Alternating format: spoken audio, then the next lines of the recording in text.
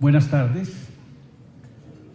Les presento a nombre del doctor Juan Antonio Nieto Escalante y del Instituto Geográfico Agustín Codazzi el más cordial saludo al señor expresidente Ernesto Samper Pizano, principal responsable de la expedición de la Ley 388 de 1997, cuyos 20 años celebramos, así como a los distinguidos panelistas que nos acompañan, quienes por motivos diversos pero coincidentes han tenido mucho que ver y tienen una cuota de responsabilidad grande en la expedición o en la aplicación de esta importante norma. Alfredo Molina, representante a la Cámara; Rodrigo Armando Lara, alcalde de Neiva; Guillermo Alfonso Jaramillo, alcalde de Ibagué; Miguel Arturo Garavito, alcalde de Huasca; Gisela Paredes, experta en ordenamiento y representante de la Comisión de Ordenamiento Territorial de la Secretaría Técnica; y Humberto Molina, profesor universitario, colaborador en el diseño de esta norma que estamos celebrando hoy. A todos ellos, nuestros agradecimientos por haber aceptado la invitación a este certamen, cuya finalidad es hacer un balance de la Ley 388 del 97 en la ocupación del territorio y sus posibilidades de contribuir a estimular un desarrollo de nuestra nación sostenible, equitativo, limpio, seguro y justo. Me permito dar lectura a continuación al texto de la exposición del director general del IGAC, quien no pudo acompañarnos por estar cumpliendo a esta hora una citación de la Corte Constitucional sobre el tema de la Ley de Tierras. Dice el doctor Nieto: la expedición en el año 1997 de la ley, mediante la cual se estableció en forma obligatoria la adopción de los planes de ordenamiento municipal y departamental, fue un acierto si tenemos en cuenta que, como lo indica la propia exposición de motivos del proyecto que dio origen a la norma, se mencionaba en esa exposición la anarquía generada por el desmedido crecimiento de las grandes ciudades, que constituye un rasgo característico de los países del tercer mundo, y Colombia no escapaba a este fenómeno.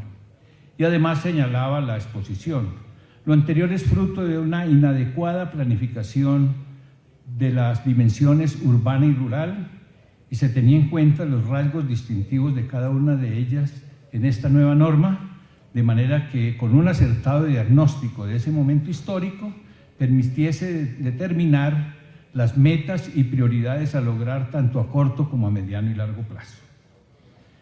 Aunque la Corte Constitucional en el año 2000 declaró inexequible el artículo mediante el cual se autorizaban los planes de ordenamiento departamental, perdiéndose la oportunidad de lograr una planeación multiescalar, la Ley Orgánica de Ordenamiento Territorial de 2011 revivió esta figura que en la actualidad todos los departamentos tienen la responsabilidad de expedir. En todo caso, como seguramente nos ilustrará con lujo de competencia y detalles el presidente Samper, esta ley vino a complementar los esfuerzos que se venían haciendo desde varios años atrás para introducir la planeación física del territorio y enfrentar los graves problemas del desarrollo, sobre todo en lo urbano, y que cristalizaron en buena parte en la Ley 9 de 1989, por la cual se dictaron normas sobre planes de desarrollo municipal, compraventa y expropiación de bienes, y se dictaron otras disposiciones. 20 años después, nos encontramos en una coyuntura excepcional en relación con el ordenamiento territorial, compuesta por 5 circunstancias que nos fuerzan a adelantar una reflexión serena y de fondo sobre lo que ha pasado y lo que debe pasar. Esas 5 circunstancias son: primera, la coyuntura del posconflicto, es decir, el ordenamiento territorial en la construcción de un país en paz. Segunda, la expedición de la Ley Orgánica de Ordenamiento Territorial hace pocos años. Tercera, el vencimiento de la vigencia de largo plazo de la mayoría de los planes de ordenamiento territorial de escala municipal y distrital. Cuarta, los significativos cambios en la ocupación del territorio. Y quinta, la permanencia de factores estructurales que inciden en el adecuado manejo del suelo en Colombia. No cabe duda que la implementación del acuerdo de paz implica importantes retos y oportunidades desde el punto de vista del ordenamiento del territorio. Basta señalar los compromisos descritos en los capítulos 1, Reforma Rural Integral, y 4, Solución al problema de las drogas ilícitas, para apreciar el papel que jugará el ordenamiento territorial como prerequisito para que buena parte de esas acciones se cumplan de manera que se garanticen los grandes objetivos de construir la paz y lograr que la ocupación del territorio contribuyan al desarrollo, la sostenibilidad ambiental, la equidad social, la convergencia regional y la seguridad ante las amenazas naturales. Ello es así porque a través de los POT, los municipios deben definir el uso del suelo y determinar la localización de las infraestructuras productivas, de movilidad y los equipamientos sociales, tales como las dotaciones de salud, educación, vivienda, agua potable y mercadeo, especialmente en relación con centros de acopio y mercados urbanos para la economía campesina. En cuanto a las acciones para la solución al problema de las drogas ilícitas, valga señalar la necesidad de articular los planes de desarrollo con enfoque territorial y los planes de ordenamiento territorial, especialmente en cuanto se refiere a planes integrales de sustitución que contemplen obras de infraestructura social de ejecución rápida, acciones de recuperación ambiental y de adecuación de suelos para cultivos ilícitos. Concomitante con estos desafíos, tenemos dos circunstancias adicionales. Por una parte, el vencimiento de la vigencia de largo plazo de la mayoría de los planes de ordenamiento territorial y, por lo tanto, la necesidad de revisarlos. Y, por otra parte, las fallas de diverso orden de los que se encuentran vigentes y la necesidad de adecuar su formulación a los cambios sustanciales en la ocupación del territorio en muchas zonas del país. A finales del año pasado, según información consolidada por el DNP, de un total de 1.102 POT, el 81%, o sea, 888, vencieron su vigencia de largo plazo.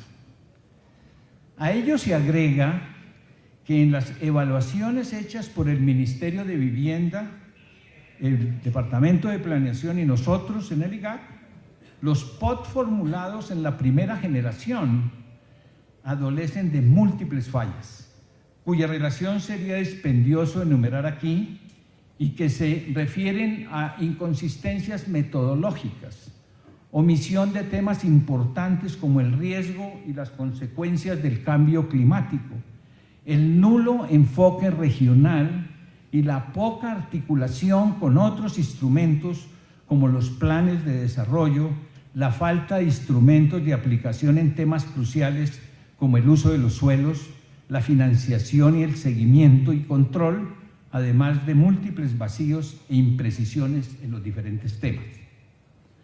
A ello debemos agregar una falencia ya insubsanable, como fue la omisión de los mecanismos de control y evaluación previstos en la ley, y que impide hacer una evaluación real del impacto que los POT de primera generación pudieron tener sobre el territorio, por la carencia de líneas base y registros adecuados sobre la ejecución. Cuando hace pocas décadas solamente se hablaba de 4 grandes ciudades: Bogotá, Cali, Medellín y Barranquilla.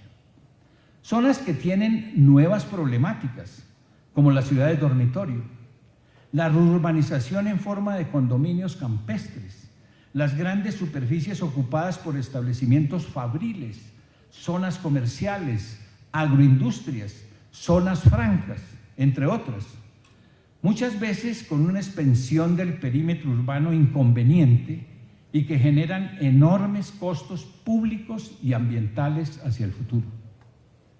Por último, la persistencia de factores como la concentración de la propiedad rural, los cultivos ilícitos y la urbanización informal, factores estructurantes del mal uso de los suelos, vía la destinación de tierras agrícolas para ganadería extensiva, la deforestación, la minería ilegal y la explotación de terrenos frágiles, o la cementación de suelos de alta calidad agrícola.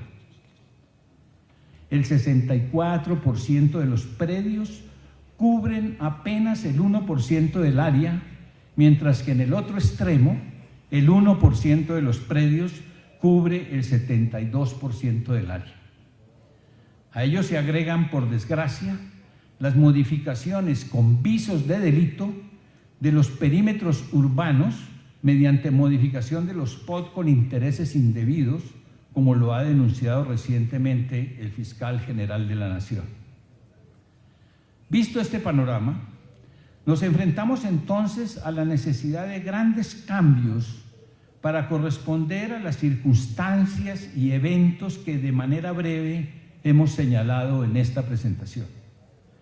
Con la invitación a que trabajemos en esta dirección, permítanme que apunte en forma sintética los campos en los cuales se deben hacer avances significativos, como los que empezó este gobierno al consagrar en su plan de desarrollo la formulación del catastro multipropósito, la construcción de la política general de ordenamiento territorial, los esfuerzos que se vienen haciendo con el programa de POT modernos, la tarea cumplida por el IGAD para completar la información agrológica y cartográfica que requieren los POT, así como el diseño de nuevas metodologías y el apoyo a los municipios que nos han solicitado colaboración. Podríamos decir que las 8 grandes líneas de acción hacia el futuro se pueden esbozar de la siguiente manera. Primero, ajustes metodológicos con sentido pragmático y realismo que permita desarrollar enfoques regionales que estimulen las formas asociativas e incorporen el tratamiento que se debe dar a nuevas modalidades de ocupación del territorio, como las zonas de reserva campesina, las IDRES, la reurbanización y las oportunidades del turismo. Tercero, fortalecimiento de la asistencia técnica por parte de los departamentos y de las entidades nacionales, de tal forma que se pueda complementar debidamente la escasa capacidad técnica e institucional de numerosos entes municipales. Cuarto, planeación multiescalar y articulación del ordenamiento territorial con otras formas de ordenamiento como el productivo, el ambiental, el de cuencas hidrográficas, mediante la formulación y adopción de la Política General de Ordenamiento Territorial. Quinto, ajustes de la normatividad sobre la gestión del riesgo, teniendo en cuenta las capacidades técnicas y financieras de los municipios para el estudio de las amenazas.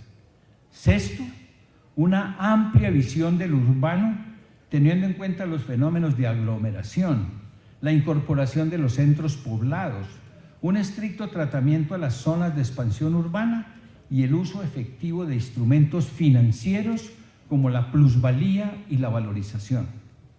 Séptimo, consagración de la obligatoriedad de las acciones y proyectos previstos en el POT para las sucesivas administraciones y un régimen sancionatorio por su incumplimiento.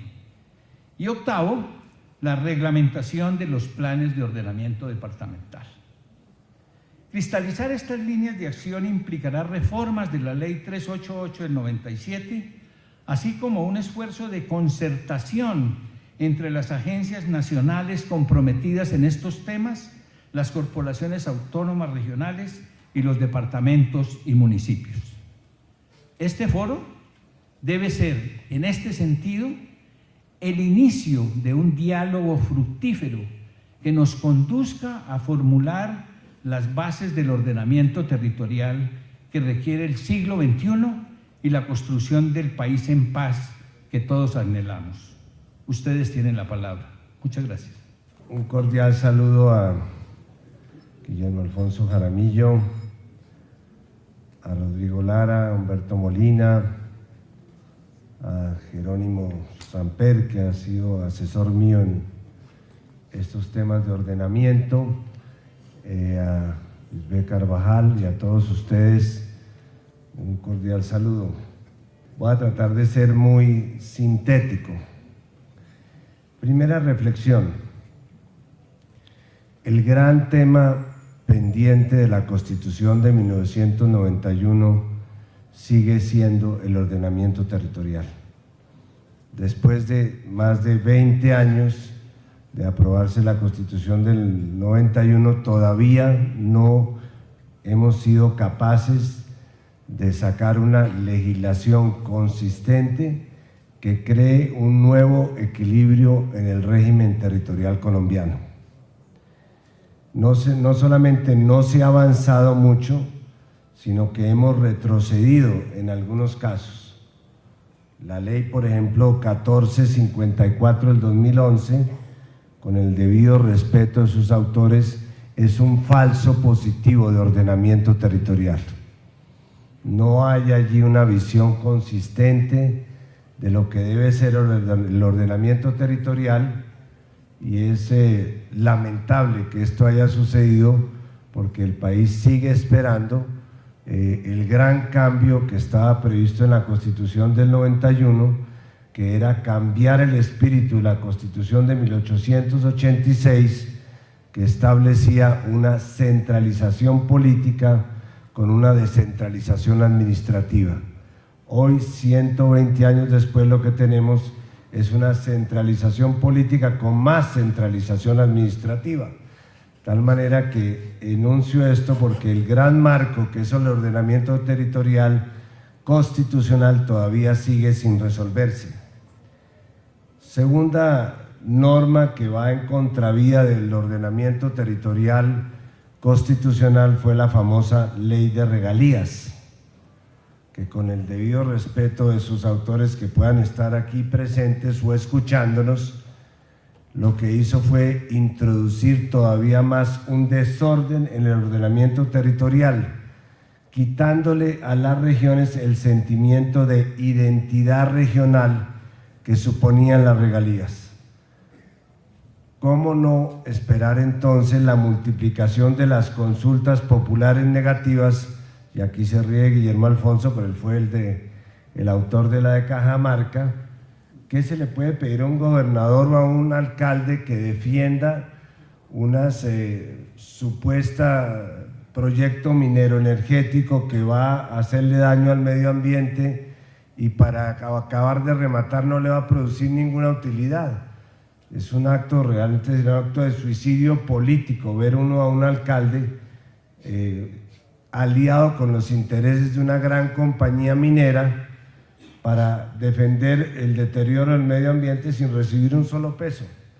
Por eso creo que la multiplicación de las consultas populares, que tanto les preocupa hoy día a los constitucionalistas de Bogotá y que quieren entrar a reglamentarla, es un hijo bastardo de la Ley de Regalías, que finalmente produjo el efecto que no se estaba buscando, y es que ya no hay ningún tipo de apoyo popular a los proyectos de minería y a los proyectos energéticos, simple y sencillamente porque le quitaron las utilidades que hubieran podido ser invertidas haciendo sostenibles los procesos de regalías.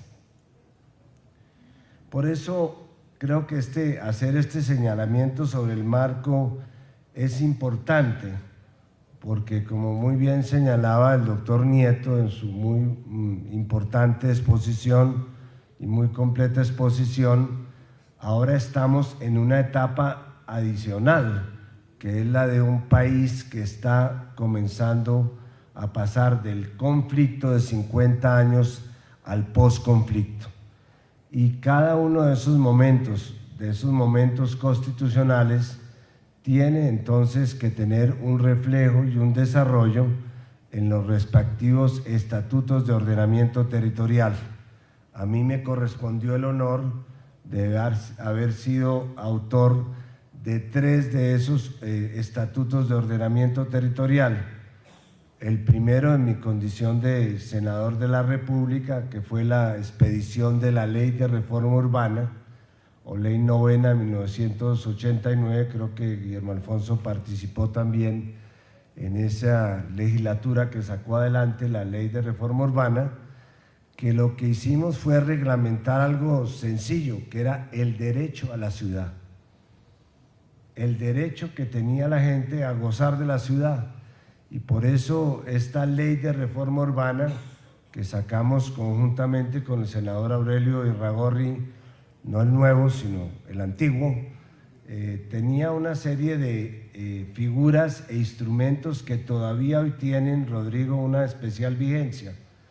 Temas como la constitución de un banco de tierras, la posibilidad de legalizar las urbanizaciones clandestinas para que recibieran servicios públicos, el reintegro de las tierras en las zonas céntricas para no tener que expulsar la gente hacia el perímetro de las ciudades, sino utilizar intensivamente la tierra al interior o en la parte céntrica de las ciudades. Figuras como el tema de la plusvalía, el banco de tierra, el banco de la planificación urbana. Todos estos elementos confluían en la necesidad de establecer un ordenamiento del caos que en ese momento estaba representando el desarrollo de las ciudades. Y ahí están esos instrumentos válidos y validables para el diseño de unos planes de ordenamiento territorial, especialmente para las ciudades grandes. Según entiendo, la disposición legal es para las ciudades mayores de 100.000 habitantes. Y menciono al finalizar el tema de la plusvalía, porque este ha sido uno de los temas que se ha discutido recientemente. Hay un gran debate hoy día sobre la mala utilización de los planes de ordenamiento territorial en cuanto al cambio de usos de la tierra. Y sobre esto vale la pena hacer un primer comentario, y es que nadie está en contra de la lucha contra la corrupción. Pero la lucha de la corrupción no se puede solucionar eliminando las cosas que son buenas, sino sacando a los corruptos. Entonces no se trata de acabar con los planes de ordenamiento o todo lo que produzca o incentive a que haya corruptos que se aprovechen ilícitamente de esto, sino se trata de acabar con el tema de la corrupción. Y el tema de la corrupción se debe mirar dentro de un contexto mucho más general. A medida que este país ha venido registrando éxitos importantes en la lucha contra el narcotráfico y el enriquecimiento ilícito, hubo una gran cantidad de personas acostumbradas a vivir fácil de los dineros de la droga que trasladaron sus apetitos de enriquecimiento al Estado y a las arcas públicas. Por eso hay que tener una consideración especial, porque no se trata aquí de acabar con los POTS, sino acabar con los corruptos que utilizan los POTS. Y yo sobre eso menciono simplemente dos reflexiones. Creo que la figura de los curadores urbanos no está funcionando bien. Los curadores urbanos, se estableció esa figura para poder trasladar al manejo transparente, efectivo del sector privado las decisiones sobre usos y sobre intensidades, sobre densificaciones.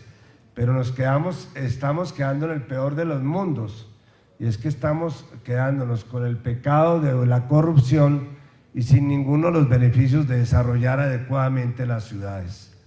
¿Cuál era el propósito de reglamentar a través de estas figuras como las curadurías?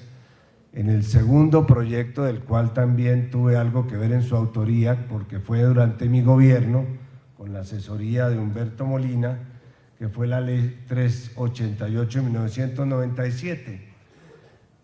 En la época en que yo era concejal de Bogotá, el gran negocio era convencer a un concejal de que aprobara un cambio de uso en el concejo que beneficiaba a un urbanizador pirata o a alguien que quería hacer el negociazo cambiando una zona de uso residencial a una zona de uso industrial o de uso intensivo en altura.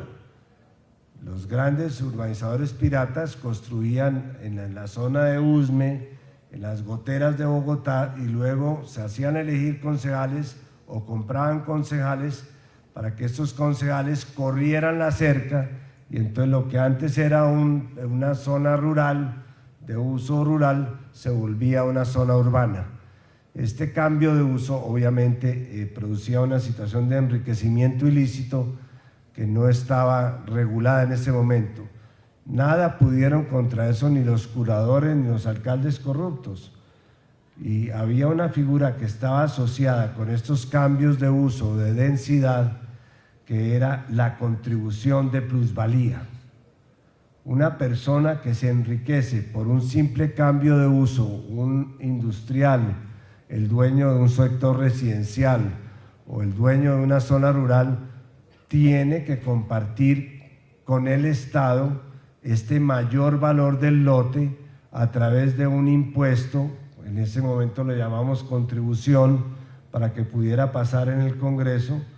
Todos los impuestos necesitan iniciativa del Ejecutivo, y este impuesto de plusvalía simple y sencillamente le quita al que se gana un beneficio un porcentaje más que considerable del enriquecimiento que tiene por el simple cambio de una decisión administrativa.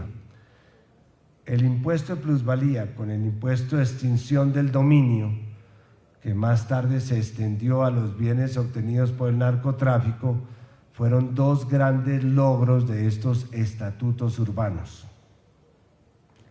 Bueno, ahora vamos para una nueva etapa, que es la de los planes de desarrollo con enfoque territorial, que de alguna manera fueron acordados en La Habana como unos planes específicos de desarrollo urbano para las zonas en las cuales existía antes una situación de conflicto armado. ¿Cuál es la importancia de estos planes? La responsabilidad de la violencia en este país está directamente asociada con los problemas de tierras en los años 50. Este país se ha peleado durante 150 años por el problema de las tierras. Nos hicimos matar por las tierras en la época colonial, con la figura de los resguardos, de los ejidos, de los bienes de manos muertas en poder de la iglesia, que eran los dueños de todas las tierras. Luego, en la época de la independencia, nos repartimos las tierras entre los jefes supremos que ganaron la guerra, creando los primeros terratenientes.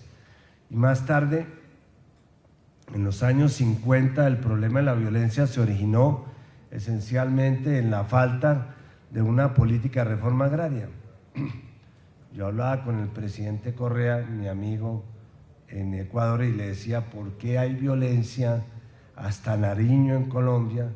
Y ahí comienza a haber una paz evidente a partir de Ipiales hacia abajo.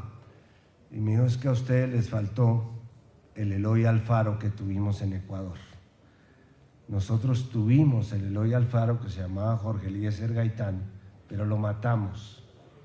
Y por eso todavía hoy día, cuando el gobierno, como resultado de los acuerdos de La Habana, anuncia que va a haber una ley de tierras, el país se para de cabeza, porque seguimos siendo un país en el cual el 1% de los propietarios es dueño del 50% de las tierras.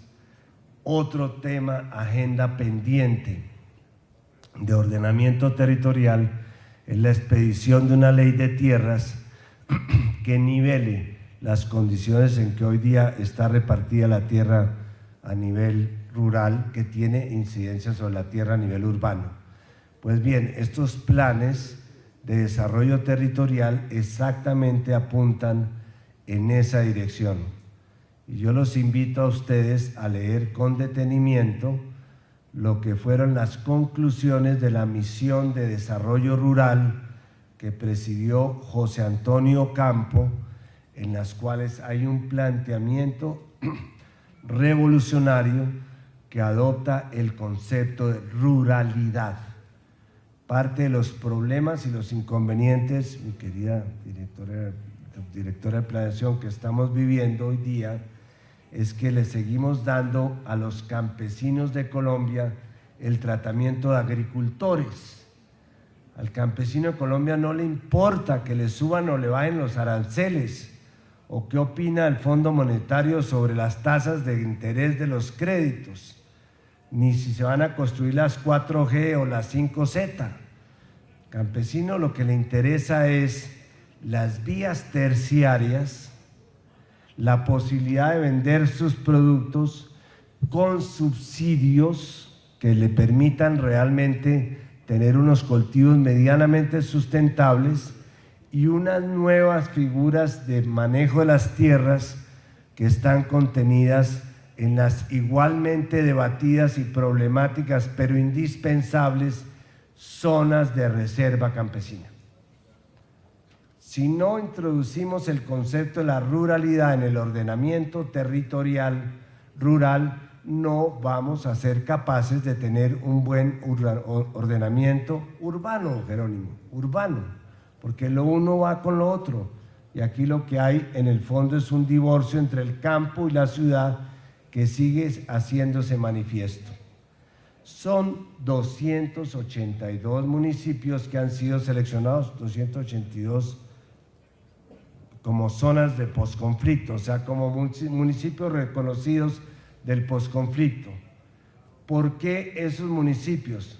Porque son municipios en los cuales se ha identificado un común denominador que fue el abandono secular del Estado de esas zonas en las cuales floreció la violencia ante la ausencia del Estado.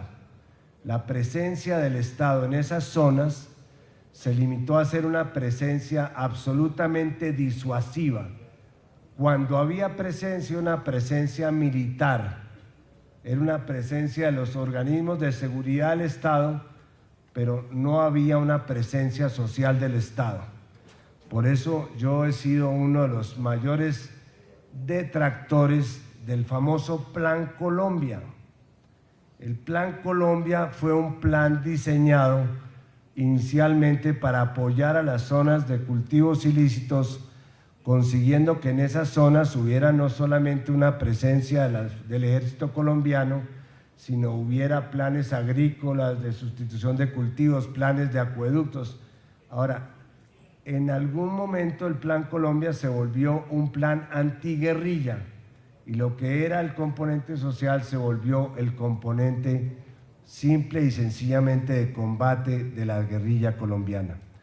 En ese momento, los cultivos ilícitos que estaban en 3 departamentos del sur se multiplicaron como en una metástasis y terminamos con 23 departamentos en los cuales hoy día hay presencia de cultivos ilícitos.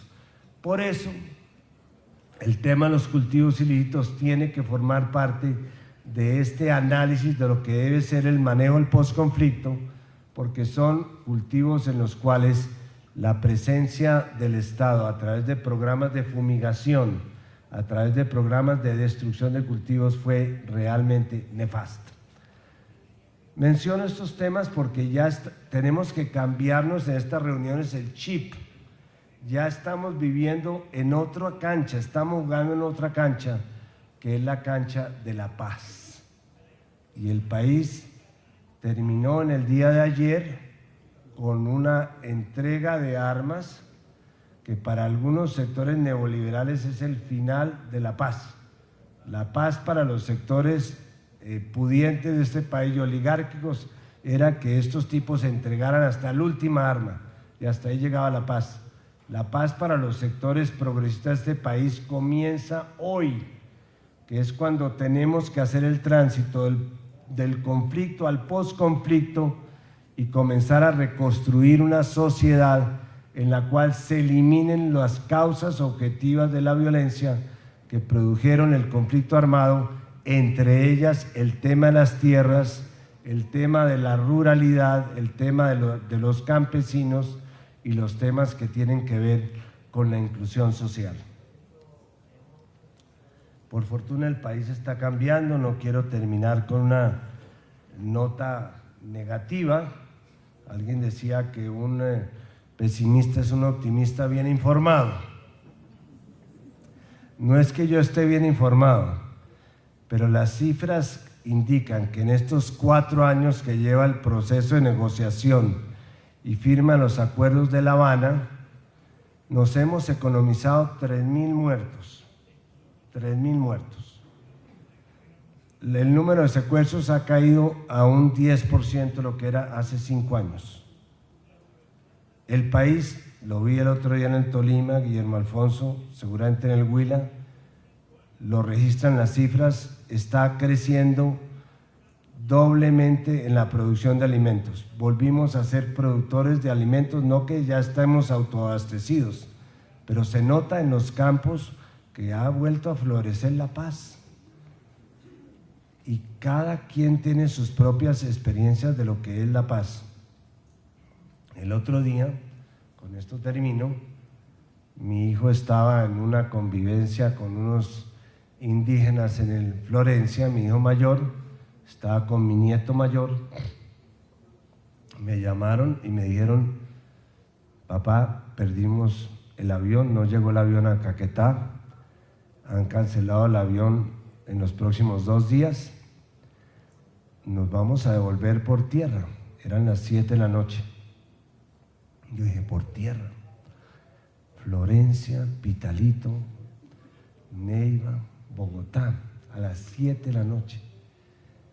Yo hice un acto de fe en los acuerdos de La Habana y le dije: bueno, vénganse, por favor me notifican, Rodrigo, en Pitalito me ponen una llamada y la siguiente en Neiva, ya después voy a dormir tranquilo. Les confieso que pasé la peor noche de mi vida, pensando en dónde estaban llegando. Se vinieron, no pasó absolutamente nada. Y eso, como decía Darío Chandía, es la paz, poder pescar de noche, así de sencillo. Lo que pasa es que con la paz sucede lo mismo que pasa con el aire, que uno no sabe lo que él tiene y lo que vale el aire hasta que se lo quitan. Nosotros ya estamos viviendo en paz.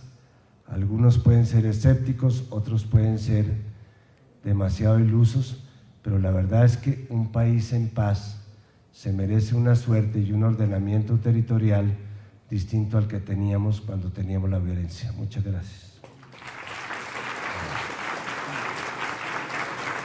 El 64% de los predios cubren apenas el 1% del área, mientras que en el otro extremo, el 1% de los predios cubre el 72% del área. A ello se agregan, por desgracia, las modificaciones con visos de delito de los perímetros urbanos. La ley 388 salió cuando los alcaldes solo tenían un periodo de 3 años y luego tocó interpretar el segundo momento del periodo, porque se decía que la ley 388 enmarcaba un ordenamiento de corto, mediano y largo plazo. Primer debate para el país, porque todavía no sabemos qué es corto, mediano y largo plazo, porque en ese momento la ley decía 3 periodos de alcalde y en ese momento el alcalde era de 3 años. Al tercer año cambió a un alcalde de 4 años. Es decir, que el mediano plazo teórico de la ley 388, que era el alcalde en ese momento vigente, ya no le tocaron 3 sino 4. Y al tercer alcalde, que tendría que estructurar el largo plazo del ordenamiento, fueron otros 4 años. Y tocó reinterpretar nuevamente la ley 388 en el nuevo ordenamiento 11 años después, en una dinámica en la cual ni siquiera todos los ordenamientos territoriales tenían una vigencia y habían sido aprobados por el marco normativo al respecto de la legalidad, cumpliendo todos los requisitos de ordenamiento territorial. El segundo momento al respecto en esa conclusión final era que los ordenamientos territoriales tenían que basarse en unas dinámicas de ordenamiento general. Y esas dinámicas de ordenamiento general también daban una legalidad al ordenamiento. ¿Cuál fue esa? Los PEGAR de las corporaciones autónomas regionales, los planes de gestión ambiental regional, que eran norma superior dentro del marco del ordenamiento territorial. Y otro elemento fundamental, no tan tenido en cuenta, porque curiosamente el ordenamiento territorial se fue al municipio y no necesariamente al departamento, algo que era incluyente en la ley 388, y esos planes de ordenamiento departamental desafortunadamente no tuvieron un peso específico y muchos gobernadores, hay que decirlo abiertamente, no tuvieron el cuidado de tener un plan de ordenamiento departamental que integrara todos los usos del suelo de los planes de ordenamiento municipal, y entonces la autonomía de la descentralización lo que puede permitir igualmente es que también esa autonomía excesiva permitió una autonomía local. Bueno, yo estoy de acuerdo con mi predecesor aquí en esta conversatorio, que el problema de la corrupción en el manejo del suelo urbano no es un problema, por supuesto, que se limite exclusivamente a lo que ha venido ocurriendo en la sabana de Bogotá. Creo que este es un problema que ha afectado en esta primera generación de planes de ordenamiento a la inmensa mayoría de las ciudades intermedias, grandes y a las zonas metropolitanas. Y no precisamente porque la ley 388 en esta materia no haya establecido regulaciones apropiadas para tratar de controlar estos fenómenos, sino fundamentalmente, a mi manera de ver, porque ha habido una falla persistente y sistemática de los organismos de control, tanto de la Procuraduría como de la Contraloría en esta materia. Yo quiero contarles esta anécdota. El recién expedida la ley por el presidente Samper en 1997, algunos de quienes colaborábamos en este proceso desde el ministerio, que entonces era el Ministerio de Desarrollo Económico y que pasó luego a ser el Ministerio de Vivienda y Desarrollo Territorial, precisamente a propósito de la expedición de la ley, nos preguntamos por cómo era posible controlar que efectivamente las entidades territoriales de este país se atuviesen a lo prescrito por la ley. Entonces hicimos algunas reuniones con algunos magistrados de la Corte para expresarles nuestra preocupación. Un magistrado, recuerdo, que particularmente se interesó por el tema y que nos reconoció que de esto también poco las altas cortes entendían hasta ese momento, pero que poco tiempo después falleció, y hasta ahí llegó el tema de ver cómo se podía ir pensando en cómo se iba a garantizar el monitoreo y el control, particularmente el control precisamente de legalidad de los planes de ordenamiento que se fueran expidiendo y de las decisiones que se fueran tomando en virtud de su aplicación. Y en esta materia yo quiero señalar que algunos de los que ha dado los peores ejemplos es el propio ministerio. El ministerio, por ejemplo, también estábamos conscientes de que era necesario que el ministerio adelantara una política sistemática de apropiación por parte de las entidades territoriales municipales de la ley y una política conjuntamente con el Instituto Geográfico de capacitación y mejoramiento de la capacidad institucional para aplicar la ley. El ministerio rápidamente, a pesar de que la ley le impuso la obligación de cumplir con esa función, desmanteló todo lo que se intentó hacer para asesorar a los municipios y los dejó a su suerte. Esto también ha influido enormemente porque no hay capacidad institucional a nivel local, y el pequeño problema que tienen que enfrentar a esta escala las entidades territoriales es nada menos que el de la regulación de los usos del suelo y el de la calificación de los derechos de propiedad, que es el centro de la problemática territorial y de la misma problemática de la violencia y la guerra que persistentemente Colombia ha tenido que enfrentar desde el momento mismo de la independencia. En esto creo que el presidente Samper ha hecho ahora un notable recuento que nos pone de presente en qué marco es que hay que pensar el problema del ordenamiento territorial en Colombia, es que es el problema fundamental para la convivencia y la posibilidad de que podamos seguir creciendo como nación unificada y como Estado unitario, porque si no logramos resolver el problema territorial, Colombia, yo sigo todavía teniendo desafortunadamente esa inquietud que a veces no me deja dormir, puede terminar siendo un país inviable que termine segregado. Y eso no está todavía garantizado. Entonces, este es el problema que tenemos detrás de este incumplimiento, de esta incapacidad de aplicar las leyes de ordenamiento en este país. Es que los poderes locales establecidos y que se han beneficiado con la guerra, con el saqueo de los recursos naturales, precisamente con la falta de ordenamiento de la ruralidad, con el manejo de los suelos urbanos, ese es el país del conflicto, justamente. Entonces se requiere, es ante todo, no tanto una reforma en la ley, como una capacidad en los organismos de control, en la participación ciudadana y en las transformaciones en la capacidad de gerencia institucional. Y esto también tiene otras implicaciones. Esa implicación tiene que ver con los partidos. Los partidos manejan los consejos municipales. Si los partidos son corruptos, pues sus representantes en los consejos municipales y en las alcaldías serán corruptos y por consiguiente en el momento en que se vaya a contemplar el plan de ordenamiento municipal, pues se comportarán como lo que son, no como ángeles, precisamente. Y si fallan los organismos de control, pues entonces estos que no se van a comportar como ángeles podrán hacer sus diabluras. Además, y perdónenme un minuto más, yo quiero poner de presente que las entidades nacionales han sido un mal ejemplo. Toca lo más ingrato del mundo, pero el ministerio,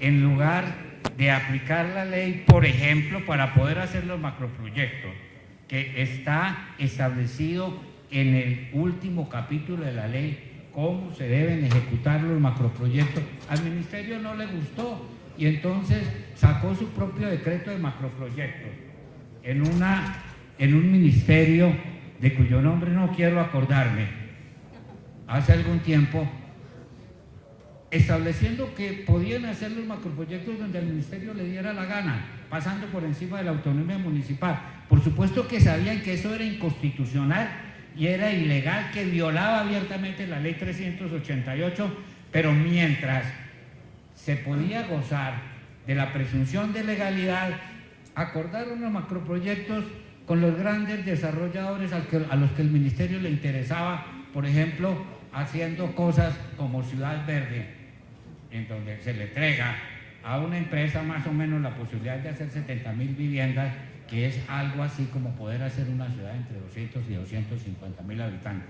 ¿Creen que eso ayuda al ordenamiento territorial y a la debida aplicación de la ley? Y entonces los otros alcaldes corruptos comprendieron cómo lo podían hacer y ellos también van echando sus decreticos para ir haciendo también su volteo de tierra con aquellos con quienes les interesa. Entonces aquí el problema fundamental es cómo, tal como lo señaló el presidente Samper hace un momento, cómo a través de una nueva política de ordenamiento que tiene que implicar un nuevo contrato social en este país, una transformación profunda en la acción política además y en los compromisos políticos de quienes nos representan y de los partidos. Todo esto es lo que es necesario para que podamos superar esta clase de problemas. Primero quisiera felicitar al IGAC, que es patrimonio nacional. Para nosotros son técnicos de gran calidad técnica, de verdad, para todos, para tomar decisiones. Quisiera felicitarlos. Ya en cuanto a la pregunta, quisiera decirles a quién le importa el ordenamiento territorial en este país. Resulta que los mismos ciudadanos no saben ni qué es el ordenamiento territorial, ni qué es el POT, ni cuáles son los usos. Y a veces uno ve al secretario de planeación del municipio que tampoco lo sabe, ve al alcalde que tampoco lo sabe, y entonces dice uno, tenemos que empezar, como decía el doctor, a fortalecer las capacidades, tanto a instancias nacionales, como regionales, como municipales, pero también a grupos comunitarios. Hablar de ordenamiento territorial en un país multiétnico, pluricultural, diverso, a nivel biológico, pero también a nivel de regiones, implica varias cosas, y es fortalecer esas capacidades. Y uno dice, ¿cómo vamos a hacer una veeduría cuando no tenemos el contexto de dónde estamos parados? Y ahí uno ve, dicen que el ordenamiento territorial es político, técnico y administrativo. En lo político, el alcalde sabe para qué carajos es que hace el plan de ordenamiento territorial, cómo lo hace, y entonces ahí necesitamos no solo las herramientas metodológicas que dirían, sino también la disponibilidad de información que permita tomar decisiones, que esté disponible y a una escala adecuada para que me permita hacer los análisis requeridos. También es un tema de, oiga, ¿cuál es el país que queremos? ¿Cuál es la región que queremos? ¿Cuál es el municipio que queremos? Y tenemos un grave problema. Sabemos diagnosticar los problemas, pero no sabemos cómo solucionarlos. En eso estamos débiles. Ustedes miran cualquier plan y son 50, 200 hojas de diagnóstico y llegas al tema de lo estratégico, lo que hay que hacer, y es una página. Y entonces en la página no dice nada. Entonces ahí creo que en las diferentes instancias tenemos que fortalecer la capacidad de trabajo en equipo, pero también es el tema, y quisiera mencionar algo que tenemos en Colombia, de lo cual me siento muy orgullosa, y es el Comité Especial Interinstitucional de la Comisión de Ordenamiento Territorial. Son 45 instituciones nacionales que se están mirando y diciendo, oiga, ¿qué es lo que hace usted en territorio? ¿Qué es lo que hace la otra?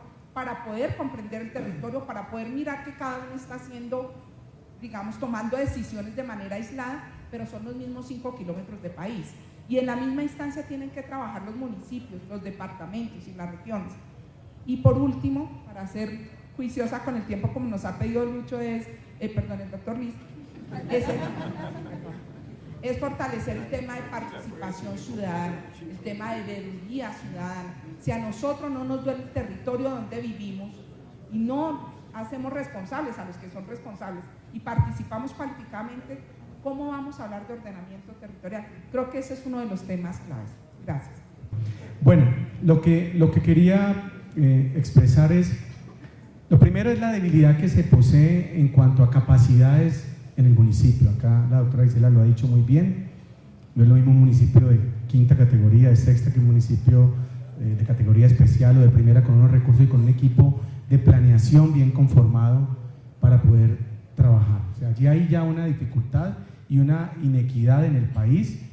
Por eso, importante, yo resalto este proyecto que tiene el DNP de POTS modernos, de trabajar y acompañar a los entes territoriales en el desarrollo de estos planes de ordenamiento territorial, darle capacidades a cada uno de ellos. Ahora estamos en un foro en la Universidad de los Andes, en el lanzamiento de un libro con el doctor Guillermo Alfonso, con quien compartimos algo que para nosotros es muy importante, y es cómo fortalecemos, digamos, esa planeación que está concebida en el POT, pero cómo tenemos una visión a 30 años, a 50 años.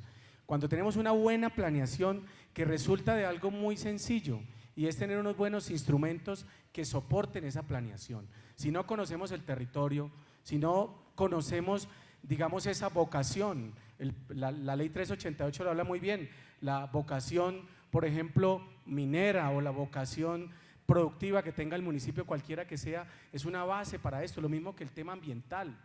Pero si no se poseen los estudios, como los estamos haciendo nosotros hoy en día, que Neiva pertenece a un grupo de ciudades sostenibles, un programa del Banco Interamericano de Desarrollo y Findeter, que nos permite, por ejemplo, tener esos instrumentos.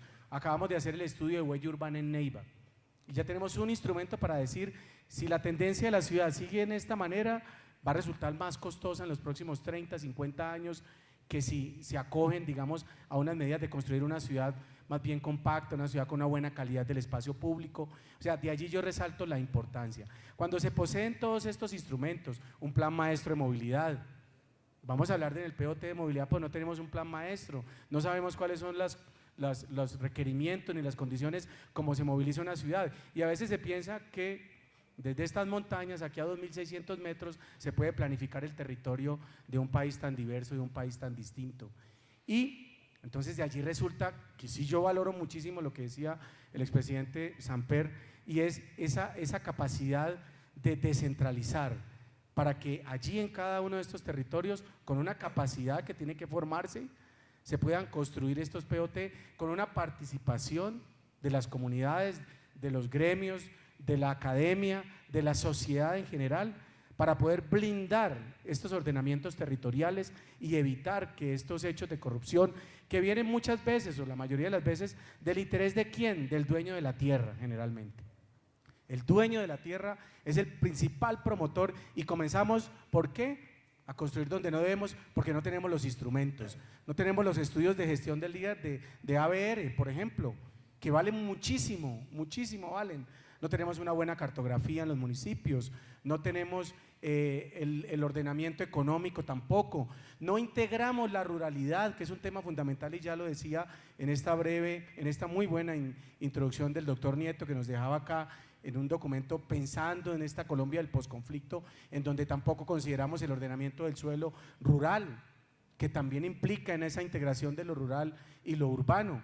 Entonces yo sí creo que estos instrumentos, este fortalecimiento, esta mixtura de participación en la construcción de un plan de ordenamiento va a ser, creo que, la única herramienta, adicionado pues a los órganos de control que tendrán que actuar, pero yo en este país considero que es más la participación, el empoderamiento de una sociedad la que logra verdaderamente blindar a las instituciones de la corrupción y de los intereses particulares que priman sobre el bien común. Un recordatorio de lo que serían los 5 pilares de la ley 388. Armonizar y actualizar las disposiciones contenidas en la ley 9ª de 1989, que siendo senadores el doctor Ernesto Samper Pisano lo lideró y nosotros lo acompañamos en ese proceso. Establecimiento de los mecanismos que permitan al municipio, en ejercicio de su autonomía, promover el ordenamiento de su territorio. Garantizar la utilización del suelo por parte de sus propietarios, se ajuste a la función social de la propiedad y permita hacer efectivos los derechos constitucionales. Promover la armoniosa concurrencia de la nación, las entidades territoriales, las autoridades ambientales y las instancias administrativas, y facilitar la ejecución de actuaciones urbanas integrales en las cuales confluya de forma coordinada la iniciativa. O sea, cuando usted ve estos propósitos y estos objetivos, usted ve que esta ley indudablemente tiene unas cosas muy importantes, y los principios son la función social y ecológica de la propiedad, la prevalencia del interés general sobre el particular, oiga bien, del interés general sobre el particular, y la distribución equitativa de las cargas y los beneficios. Entonces yo lo primero que quiero decir es que aquí estamos muy mal ordenados, partiendo de la ley de ordenamiento territorial. Estoy totalmente de acuerdo con el expresidente Samper. Aquí la ley de ordenamiento territorial es un saludo a la bandera. Aquí lo único que hicieron era que después de 23, 24 proyectos de ley de ordenamiento territorial en el Congreso, les dio pena que no hubieran podido hacerlo, y entonces decidieron hacer una cosa que es un saludo a la bandera. Porque no hay autonomías, y si las regiones no se pueden crear, las regiones no tienen dinero, todo está centralizado, porque lo único que ha pasado desde la época de Pastrana es que han centralizado el país y lo manejan desde aquí, lo que yo llamo el Virreinato de Bogotá. Y ustedes oyen expresiones, con todo el respeto de la directora, cuando dice que es que los colombianos no saben de POT y que los alcaldes dicen que para qué sirve eso. O sea, vea al punto, y ese es el gravísimo problema de la mayoría de los funcionarios en Bogotá, que entonces determinan que es que nadie sabe. Los únicos que saben son los eruditos que están sentados en el Virreinato de Bogotá, y por eso entonces desde ahí es que hay que dirigir el país, y por eso el país está en lo que está, porque creen que aquí solamente saben.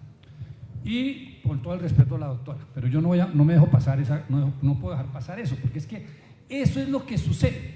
Yo siempre dice, cuando lo nombran a uno gobernador o alcalde, como me ha tocado a mí, lo primero que le deben regalar a uno es un par de rodilleras para llegar arrodillado a Bogotá y una totuma para pedir plata. Uno parece un limosnero de ministerio en ministerio. Y si uno es del grupo que gobierna, le dan. Si no es como él o yo, que no somos los grupos que gobiernan, y además somos contestatarios y tenemos otras ideas, y entonces nos dejan por fuera. Pero bueno, eso no es el sentido. Entonces yo lo que quiero dejar claridad es que aquí no hay una ley de ordenamiento territorial.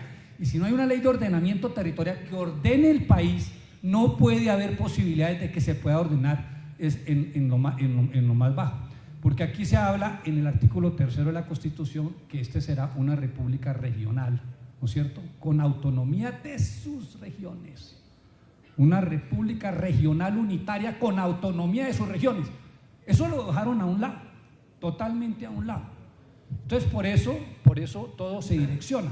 Entonces, cuando usted habla aquí que el municipio es el que regula el suelo, por ejemplo, y nosotros comenzamos con nuestro mandato a regular el suelo y decir no a la minería extractiva, a cielo abierto contaminante, como la que pretenden ponernos en Cajamarca, y nosotros dijimos no a la minería, inmediatamente saltó a la Procuraduría el obispo, el arzobispo Ordóñez, a decir que nosotros nos iban a destituir porque estábamos cometiendo peculado. Y nosotros nos agarramos del artículo 311 y 313 de la Constitución, que dice que sobre el suelo decide el municipio. Eso se les olvida, a tal punto que sacaron un código de minas, y el artículo 37 le permite al gobierno nacional, le permitía, porque afortunadamente unos estudiantes de la Universidad de Antioquia demandaron ante la Corte, lo declaró exequible porque necesitaba una ley orgánica y no una ley ordinaria, y tumbó eso, en donde con ese código de minas nos imponían a nosotros la minería, pasando por encima. Los últimos gobiernos concesionaron, especialmente Pastrana y Uribe, y especialmente Uribe, concesionó todo el país.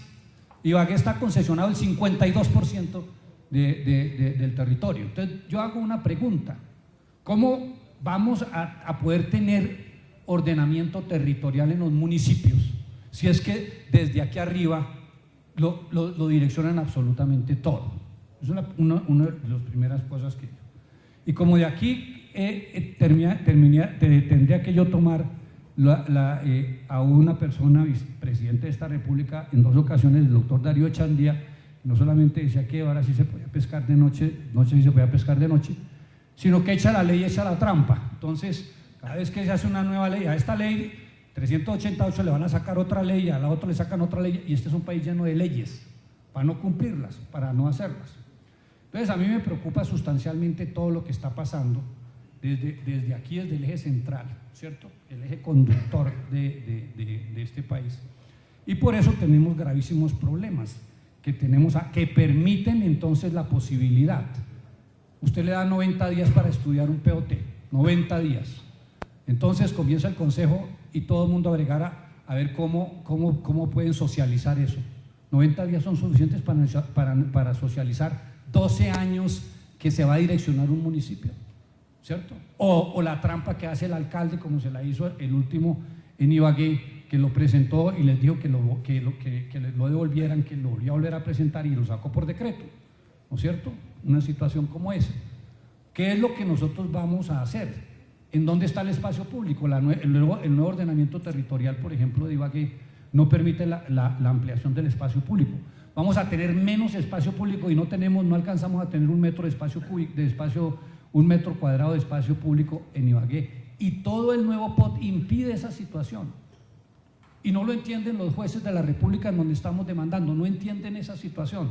No entienden los jueces que ampliaron en 1.200 hectáreas cuando no, se va a tomar por lo menos 100 años o no menos de 50 años para que esas 1.200 hectáreas verdaderamente puedan ser de uso urbano el día de mañana, solamente para favorecer a unas personas. Entonces, ¿por qué aquí el gobierno también no mira objetivamente qué es lo que ha pasado, ¿cierto? Aquí, por ejemplo, está ofreciendo planeación, proyecto, el catastro múltiple, y va uno a pedirlo y no encuentro la razón, por ejemplo, que no me hubieran metido a mí en el catastro múltiple, cuando uno va y lo solicita. No, que eso es para determinados municipios, los que diga el señor que esté en ese momento en el cargo. Entonces, yo lo que quiero dejar en constancia acá es que aquí no se puede responsabilizar a unos concejales o a una población cuando aquí desafortunadamente desde arriba no están direccionando adecuadamente, ni están preparando las cosas, ni se han preocupado por los municipios. Los municipios hoy se convirtieron, y en eso tiene toda la razón, a que vivan exclusivamente de algo que no han podido poner ni siquiera a funcionar. Ni el doctor ha podido funcionar la plusvalía, todavía la está reglamentando, yo también la estoy reglamentando. ¿Cuánto hace que se hizo la plusvalía? ¿Cuánto hace? ¿Por qué no se preocupó el gobierno nacional de ver cómo era que iba a habilitar esos procesos, apoyar a los mandatarios y ayudar para que, por ejemplo, una situación como la de la plusvalía se pudiera orientar. Entonces, hoy cuestionamos y salen a la luz pública unos problemas que tienen que ver con el manejo del POT y que era a gritos tendidos.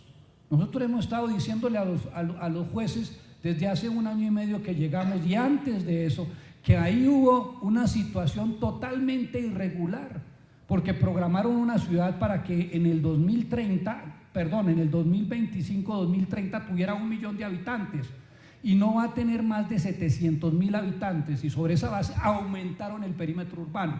¿Qué hace eso? Lesionar fundamentalmente a los servicios públicos. ¿Quién les va a poner, quién es el que va a costear la energía? ¿Quién va a costear el agua? ¿Quién va a costear el alcantarillado? ¿Quién va a costear las vías públicas? Pues todos nosotros que somos los contribuyentes. ¿Y por qué no intervienen? Entonces las autoridades revisan esos POT con planeación y con el gobierno nacional para que esos POTs sean inmediatamente eliminados.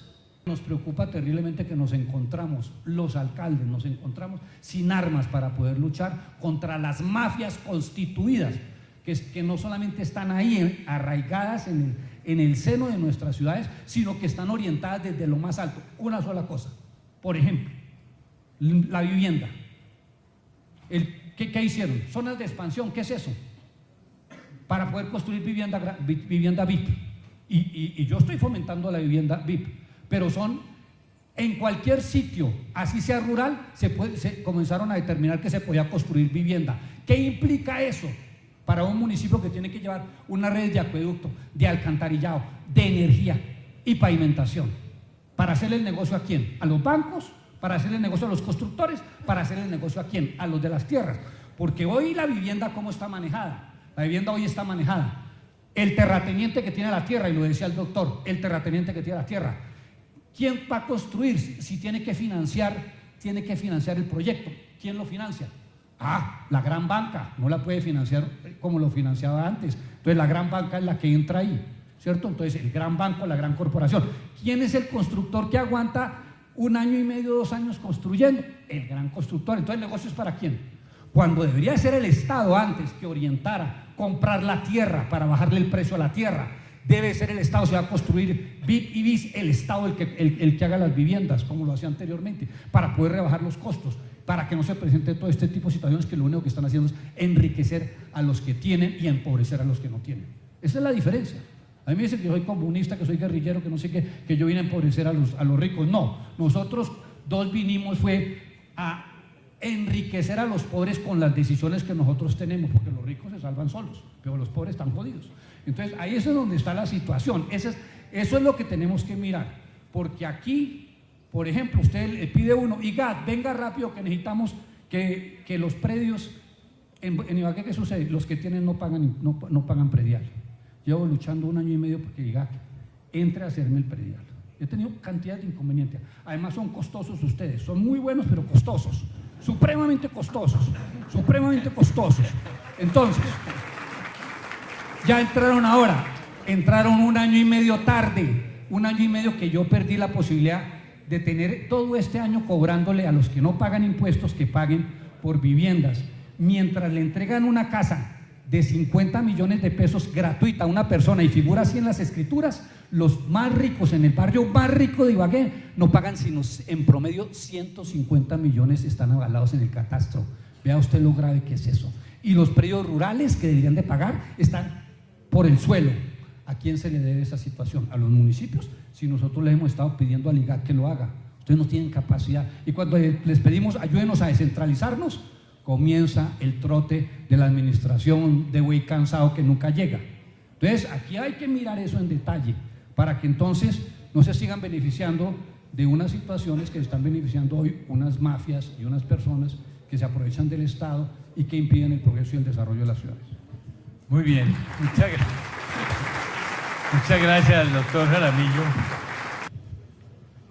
Bueno, muchas gracias. Vamos a la segunda ronda. La segunda ronda es con preguntas específicas. Al doctor Alfredo Molina. Claro que todo esto va a confluir como que las preguntas son bastante parecidas, porque el tema es como muy integral, ¿no?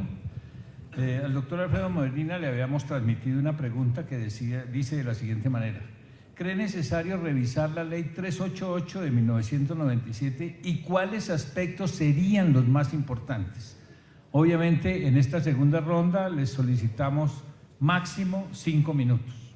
Doctor Molina. Lo difícil de los paneles es ser concretos, pero vamos a tratar de, en 5 minutos, decir, bueno, yo soy hoy congresista y soy partidario de que el exceso de norma también hace una inaplicabilidad de la misma, y eso genera una gran confusión en muchos temas. Esta ley ya ha sido modificada desde varios momentos. Lo que tiene que ver con PONCAS lo modificó, lo que tiene que ver igualmente con la LOT modificó administrativamente, lo que tiene igual que ver con servicios públicos modificó tácitamente elementos al respecto del ordenamiento territorial, y particularmente algo curioso, todos los planes de desarrollo de cada presidente modifican igualmente la ley de ordenamiento territorial en muchos temas. Por ejemplo, los alcaldes tocaron el tema de vivienda de interés social. Lo último que salió al respecto de permitir al alcalde por una sola vez habilitar un predio que permitiera un desarrollo urbano en materia de vivienda, esa es una modificación tácita del ordenamiento territorial y la ley 388. Si hay que hacer una revisión estructural, pues tendríamos que hacerla, en mi concepto, en el marco de varias condiciones. Una, un ordenamiento que, a pesar de la fragmentación, porque igual los ordenamientos en la tendencia ley 388 lo que hicieron fue que cada municipio saliera afanado a ordenarse, y obviamente esa ordenación le faltó una ordenación regional, y a esa ordenación le faltó una ordenación integral. Hoy veo yo, por ejemplo, con problemas, ordenamientos ambientales del territorio, ordenamientos ambientales que se van por fuera del límite municipal, y entonces el ordenamiento ambiental hoy tiene problemas. ¿Por qué? Porque el polígono no va a pegar en el ordenamiento municipal con el ordenamiento ambiental que requeriría el país al respecto de, ejemplo, páramos, ejemplo, bosques altoandinos en zonas andinas o de montaña. Y eso va a generar una gran complejidad. El ordenamiento además genera en ese sentido inequidades, porque igual, por ejemplo, a un campesino en lo rural, que hablaba el presidente Samper, a un campesino en lo rural le cabe todo el mundo, inclusive la ley de ordenamiento territorial. Y por ejemplo, la zona andina, que fue parcelada y microzonificada por la misma propiedad, le imponen una ronda de 30 metros, natural en la dinámica de la ronda hidráulica, y sobre todo también para evitar y prevenir una posible inundación. Pero en lo urbano la ronda no existe. Y entonces yo le dije hace poco, si aplicáramos la ronda de 30 metros y hasta de 100, hasta en Bogotá la CAR y el ministerio desaparecerían, porque nos tragamos la quebrada de la 39. Pero al campesino le queremos imponer unos criterios particulares. Entonces yo creería que si hay una revisión estructural, tenía que ser a partir de elementos principales generales: ordenamiento ambiental del territorio. Segundo momento, ordenamiento social del territorio. Qué importante el ordenamiento social, porque a pesar que hay conflicto con las actividades productivas, el fin de semana estuve en Pasca, y la actividad por vocación principal, no del uso del suelo, por la vocación cultural, la vocación productiva, es por ejemplo la papa en bosque altoandino y en páramo. Y hoy el ordenamiento en la tendencia quiere sacar el campesino de allá para generar zonas de conservación para otro. ¿Para quién? Que para el cambio climático, que para el tema de la generalidad. Entonces yo vengo de la línea ambiental, pero hoy cada vez creo que el desarrollo sostenible es posible, y un desarrollo sostenible con la sociedad dentro. Son pequeños mineros que ancestralmente han hecho la minería allí, pero realmente a ellos los queremos desplazar técnicamente, o sea, excavamos la FARC, pero ahora queremos hacer desplazamiento técnico ante la actividad productiva, que porque la minería es mala per se, y eso es debatible realmente, porque este país tiene que ponerse de acuerdo de qué va a vivir en lo productivo y de dónde van a saber, cuál es la base energética del país.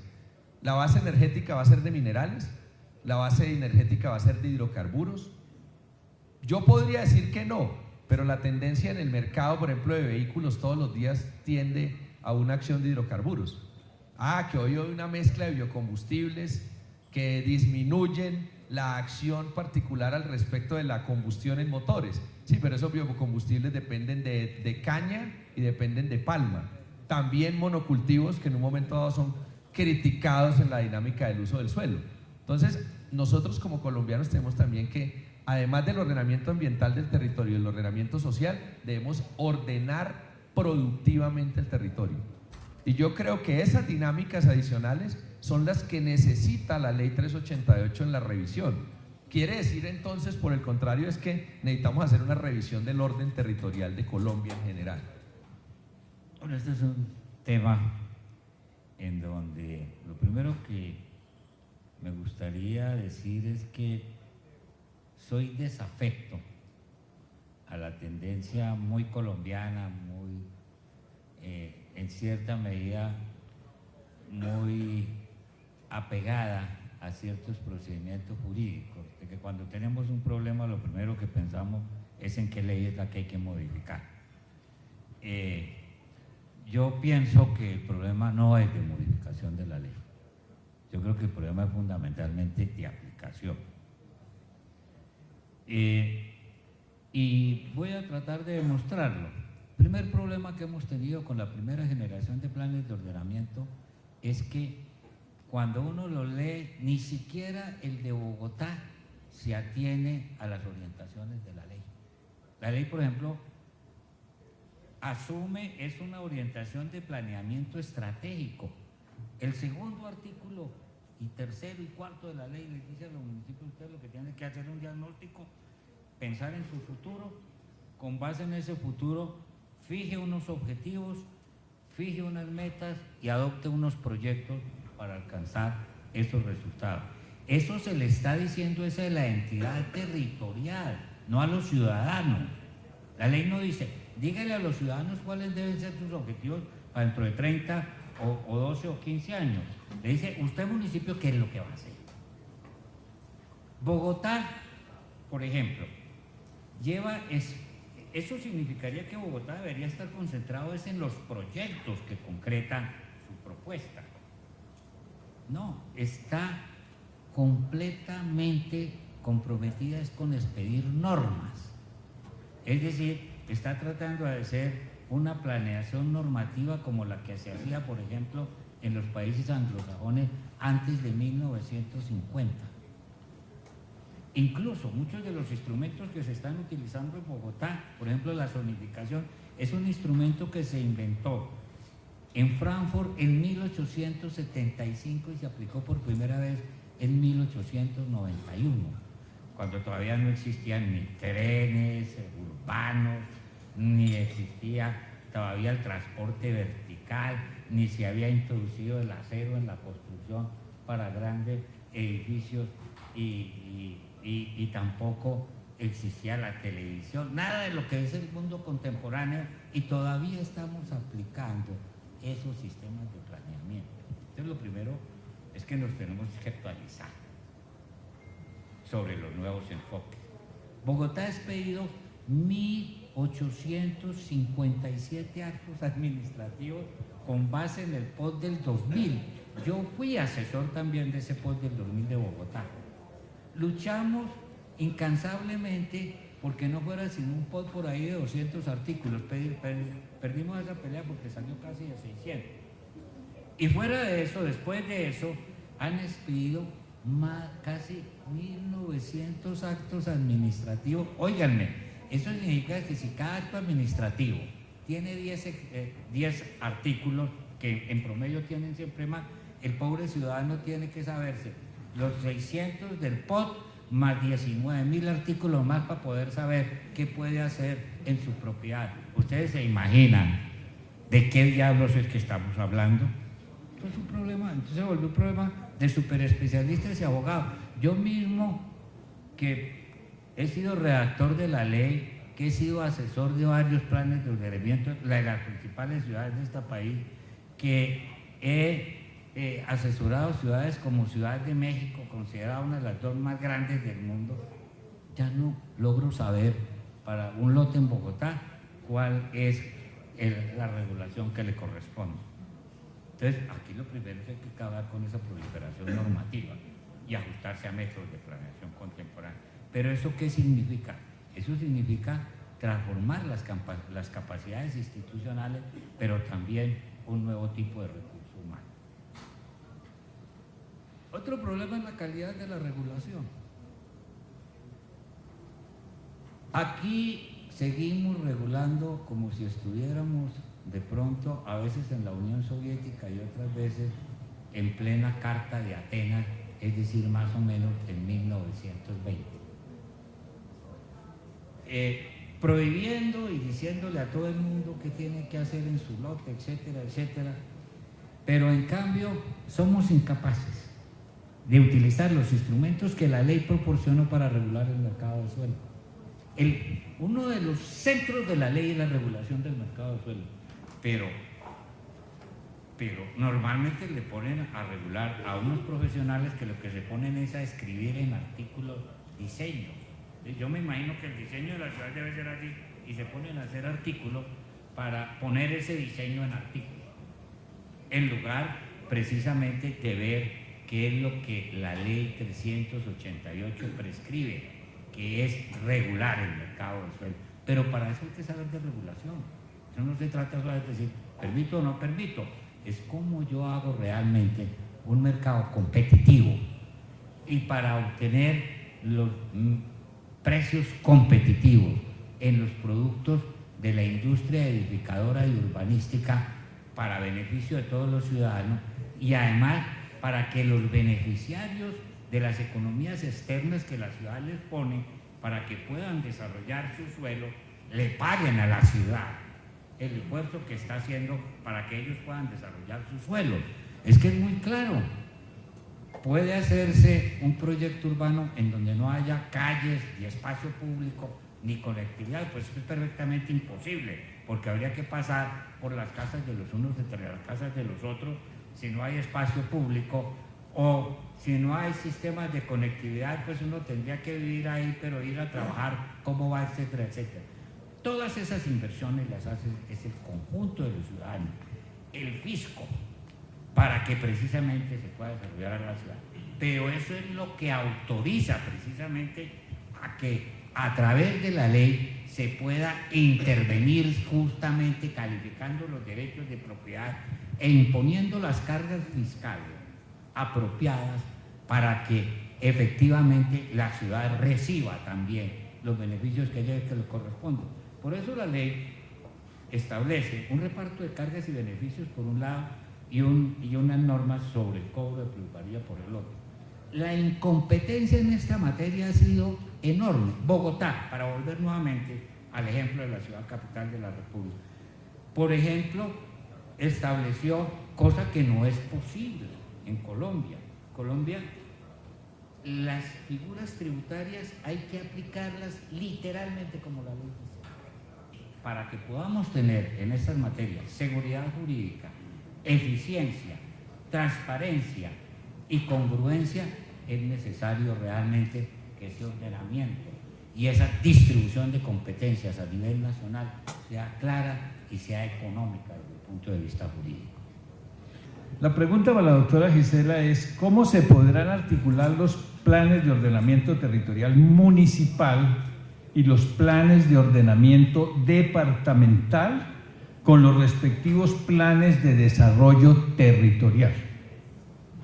Bueno, primero quisiera decirles, yo soy zootecnista, es decir, que la primera que tuvo que aprender algo de ordenamiento territorial, así como su merced que es médico, soy yo. Y así nos pasa a muchos de los funcionarios también que estamos en el nivel nacional. Le pasa a los departamentos y les pasa a los municipios. Pero bueno, respondiendo a la pregunta, lo primero, o el primer reto para esto es que haya coherencia. Y tiene que haber coherencia entre lo que dice la ley 388, que es muy clara, cuando habla en su artículo 10 de los determinantes de ordenamiento territorial, y le dice a uno que hay unos determinantes ambientales, otros culturales, otros de infraestructura, y uno lo escucha ahí y suena bien. Cuando usted va al territorio, a veces no encuentra los determinantes ambientales, entonces le toca a usted volverse biólogo. ¿Será que esto es un humedal? ¿Será que esto es un páramo? Bueno, es igual a un área protegida, es igual a una zona de reserva forestal de ley segunda. Entonces, una primera tarea para eso es la clarificación y espacialización de los determinantes ambientales. Lo otro es, y yo quisiera un poco a lo que te referías hace un rato, Lastimosamente, en el ordenamiento territorial los ecosistemas trascienden los límites político-administrativos. ¿Qué hacemos? Eso no lo hizo el Ministerio del Ambiente, ni las autoridades ambientales, ni Parques Nacionales. Tenemos municipios, más de 200 municipios que están en paro. Tenemos municipios que tienen humedales. Usted va a municipios como Pueblo Viejo, Sitio Nuevo, donde el 80% del municipio es humedal. Y tenemos municipios que están en zonas costeras. Hágame el bendito favor. ¿Cómo hago yo para que el mar se vaya para otro lado y no me afecte y no me dé erosión costera? Son temas que son complejos, pero también el elemento biofísico que tiene el territorio nos tiene que decir dónde y hasta dónde podemos hacer las cosas. Y ahí no es solo mirar la vocación que teníamos culturalmente, porque es que también se han cambiado las prácticas culturales. Uno ve que sí había mineros tradicionales que utilizaban unas prácticas bastante interesantes, artesanales, y ahora entonces tenemos todo el tema de minería ilegal, que eso sí nos ha trastocado de una manera impresionante los territorios. Yo estuve trabajando en lo que es en los sures de Bolívar, Magdalena, y hacia el occidente de Santander. Nos decía el alcalde de Santa Rosa del Sur: vea, créeme un área protegida porque es que tengo el agua contaminada, es que tengo agua con mercurio. Y uno le decía, es que las áreas no protegidas no se crean contra la explotación de alguna de las actividades productivas. Y ahí yo quisiera aclarar también algo, y es la función de los ecosistemas, y es la función que tienen en la generación de servicios ecosistémicos. Ustedes sabían, por ejemplo, el agua de Bogotá tiene un ecosistema estratégico que es allí los páramos de Chingaza. Es decir, el 80% del agua que utilizamos para las actividades productivas, industriales, que tiene Bogotá desde acá. Si usted va también a Alto Lima, o si va usted a cualquiera de las ciudades grandes, vaya, mire cuáles son las áreas protegidas que le están generando a usted agua. Si eso no es importante para el territorio, pues yo sí creo que estuvo muy bien hecho en la ley 388, que lo pusieron como determinante del ordenamiento territorial, que te dice planifícase en el corto, mediano y largo plazo. Lo otro es, y ahí tenemos una situación compleja, es si yo tengo ecosistemas compartidos, ¿cierto? Pues yo tengo que hablar entre los departamentos que comparten esos ecosistemas o áreas protegidas para armonizar los usos que hacemos allí, ¿cierto? Para fortalecer las capacidades. Pero también hay un tema, entre municipios, son elementos supramunicipales. Tenemos no solamente el tema ambiental, sino el tema de riesgo. Cuando usted habla de gestión de riesgo, por ejemplo, de amenazas por erupción volcánica en Páez, Cauca, usted tiene que planificar hasta La Plata, Huila. ¿Por qué? Porque es que cuando viene la erupción volcánica, le toca a usted mirar a nivel supramunicipal e intradepartamental. Entonces sí es un tema de cómo nos estamos pensando. Cuando uno está hablando de otro determinante de ordenamiento territorial, que son las vías, ¿por dónde van esas vías? No es que no se hagan, sino la forma como se hacen y dónde se hacen. Ese es el cuestionamiento, y son temas de visión de largo plazo que tenemos que estar mirando. Si usted ve la carretera Barranquilla-Santa Marta, caramba, se hizo en el 56 y ahorita está fraccionada. En el kilómetro 19 viene el 21 y viene el 30 y pico. Y uno dice, y es por erosión costera, y además porque usted construye una carretera normal encima de una humedad. Entonces son como elementos que uno dice tienen que ser de largo plazo. Otro tema que es importante ahí es el tema de prospectiva. Todo el mundo quiere ser turístico, la actividad del desarrollo. Solamente es que tiene la misma cuenca. ¿Cuántas piscinas puede soportar el río? No lo sé, eso lo estamos pensando. O sea, tenemos que pensar que las actividades sean a largo plazo sostenibles, no solo ambiental, sino económicamente. Otro de los temas que es importante, y lo mencionabas tú hace un momento, es la gestión territorial. Y en la gestión territorial uno dice, ¿cómo vamos a armonizar no solamente la proliferación normativa, sino de instrumentos de planeación? Usted puede llegar donde pueden haber 46, 50 instrumentos, y ahí usted dice, ¿ya cuál le hago caso? Todos dicen, y uno dice, se supone que la ley 388 le dice a usted claramente cuáles son los suelos de protección, por ejemplo, le dice claramente, pero cuando usted llega ahí, si no tiene todos los instrumentos de planeación, o no son claros, o no se hablan entre ellos, tomar decisiones es mucho más complicado. Otro tema que es importante para la armonización, en el marco de la pregunta que me dicen, es el tema de gobernanza, no solo gobernabilidad, gobernanza territorial. ¿Usted cree que un pobre administrador municipal, un alcalde, cuando están, mejor dicho, con mucha gente, tendrá 15 personas, 20 personas? No son las grandes ciudades que tienen. Yo recuerdo en alguno de los eventos que se hizo en la Comisión de Ordenamiento, decían, no, yo solo tengo 80 personas en ordenamiento territorial. Yo era 80. Nosotros en Planeación Nacional somos un grupo pequeño, ¿cierto? Para el tema, y uno dice, y pasa lo que decíamos, son las diferentes capacidades que tienen, unos municipios más chicos, categoría 6, y que tienen las capacidades, y otros más ricos a nivel de económico, y entonces uno dice, es cómo generamos la gobernanza territorial. Primero capacitando, fortaleciendo las capacidades de comunidades, de los gremios, de la misma administración municipal, pero también con el acompañamiento, ahí viene, del departamento. Hay algo importante que se hace con la ley 1454, y es el rescate de ese artículo 7º que tenía la 388, que dijo que lo departamental no había necesidad, y resulta que sí hay necesidad, porque he mencionado temas que superan lo municipal y que requieren una mirada conjunta para gestionar. Por ejemplo, el tema de residuos sólidos, el tema de acueductos, es en economías de escala cómo hacemos que los territorios sean viables pero también competitivos, que es lo que estamos pensando. También hay otro tema que es, y quería también mencionarlo, es el tema de